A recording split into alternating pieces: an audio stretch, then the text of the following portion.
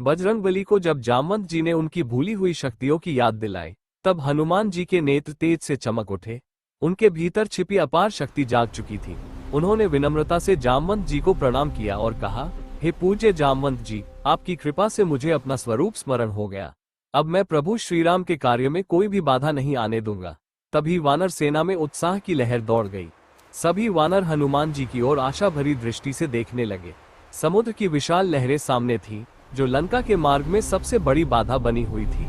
अंगद और नल जैसे वीर भी चिंतित थे कि इस अथाह समुद्र को कौन पार करेगा। हनुमान जी आगे बढ़े और बोले, ये कार्य मुझे करने दे। हनुमान जी ने प्रभु श्रीराम का ध्यान किया। उनके मुख पर असीम श्रद्धा और भक्ति झलक रही थी। फिर उन्होंने अपने शरीर को विशाल रूप में फैलाया। धरती कांप उठी और आकाश में गूंज उठी, जय श्री राम की ध्वनि। अगले ही क्षण हनुमान जी ने समुद्र की ओर एक प्रचंड छलांग लगाई।